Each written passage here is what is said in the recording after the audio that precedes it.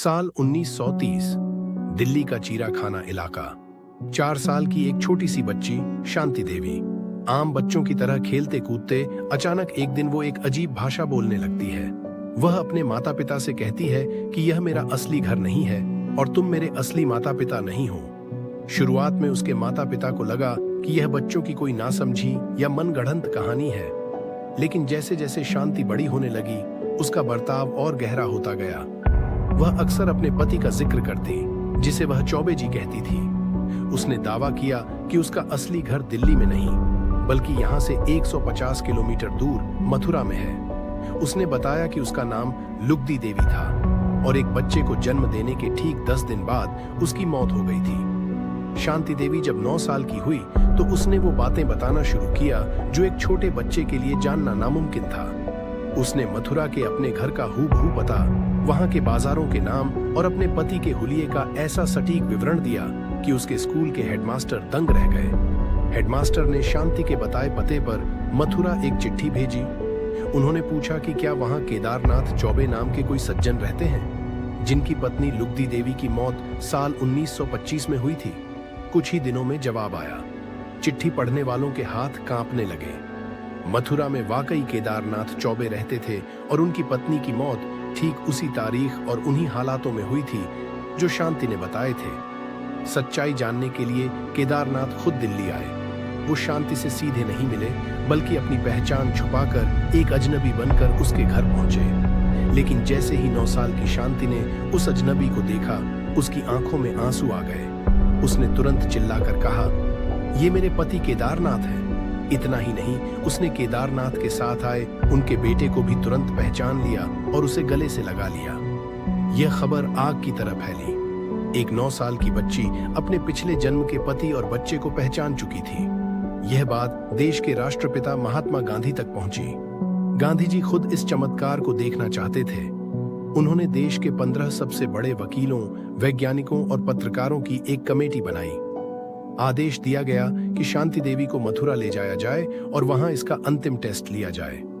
15 नवंबर 1935 शांति देवी को ट्रेन से मथुरा लाया गया। रेलवे स्टेशन पर हजारों की भीड़ जमा थी। जैसे ही शांति ट्रेन से उतरी, कमेटी के सदस्यों ने उसे बिना कोई रास्ता बताए शहर में छोड़ दिया। शांति ने खुद आगे बढ़कर एक तांगे वाले को रास्ता बताना शुरू किया। वो गलियों से गुजरती हुई सीधे उस घर के सामने जाकर रुक गई जहां केदारनाथ रहते थे। वहां उसने भीड़ में खड़े एक बुजुर्ग को देखा और उनके पैर छूकर कहा, यह मेरे जेठ हैं। वहां मौजूद हर एक शख्स की रूह कांप गई थी। घर के अंदर घुसते ही शांति देवी ने कुछ ऐसा किया जिसने कमेटी के वैज्ञानिकों के होश उड़ा दिए। वो सीधे रसोई घर की तरफ भागी। उसने रसोई की एक खास दीवार को थपथपाया और कहा, इसके पीछे एक गुप्त रास्ता हुआ करता था जो दूसरे कमरे में खुलता था। केदारनाथ चौबे ने रोते हुए माना कि कुछ साल पहले ही उन्होंने उस रास्ते को ईंटों से बंद करवा दिया था। इसके बाद कमेटी उसे लुगदी देवी के मायके लेकर गई। वहां शांति ने एक बूढ़ी औरत को देखते ही पहचान लिया और चिल्लाई, ये मेरी माँ है। फिर वो घर के आंगन में गई और चौंक गई। उसने कहा, यहाँ एक कुआं हुआ करता था, वो कहाँ गया?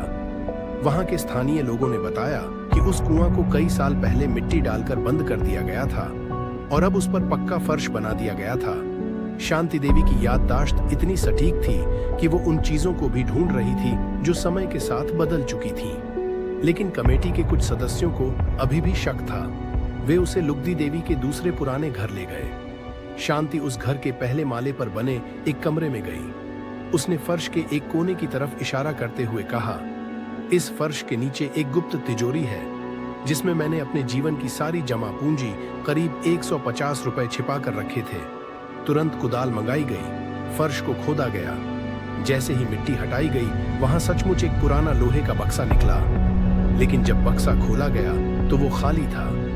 कमेटी के लोग हंसने लगे कि शांति का दावा गलत निकला। लेकिन तभी केदारनाथ चौबे रो पड़े।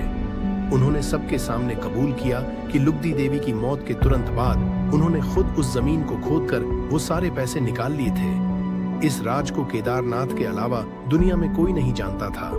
महात्मा गांधी की कमेटी ने अपनी आधिकारिक रिपोर्ट में साफ साफ लिखा, शांति देवी का पुनर्जन्म एक अकाट्य सत्य है जिसे विज्ञान के किसी भी नियम से झुठलाया नहीं जा सकता। बाद में स्वीडन और अमेरिका के कई बड़े वैज्ञानिकों ने भी आकर टेस्ट किए, पर कोई भी इसे गलत साबित नहीं कर पाया। शांति देवी साल 1987 तक जीवित रहीं। उन्होंने कभी शादी नहीं की। जब उनसे पूछा गया कि मौत के बाद क्या होता है, तो उन्होंने बताया था कि मौत के वक्त इंसान को एक गहरा अंधेरा महसूस होता है और फिर एक चमकती हुई तेज रोशनी दिखाई देती है। विज्ञान कहता है कि मरने के बाद इंसान का दिमाग और यादें सब खत्म हो जाती हैं। लेकिन शांति देवी की यह सच्ची कहानी आज भी मेडिकल साइंस के मुंह पर एक बहुत बड़ा तमाचा है। क्या सच में आत्मा अमर है? क्या हम सब मरने के बाद दोबारा जन्म लेते हैं और हमारी यादें कहीं छिप जाती हैं? शांति देवी का यह रहस्य आज भी दिल्ली और मथुरा की गलियों में एक अनसुलझा सवाल बनकर गूंज रहा है। एक ऐसा सच जिसे झुठलाया नहीं जा सका और जिसे आज तक कोई समझ नहीं पाया। अगर वीडियो पसंद आई है तो चैनल को सब्सक्राइब और वीडियो को लाइक जरूर करना। ऐसी ही वीडियो देखने के लिए धन्यवाद।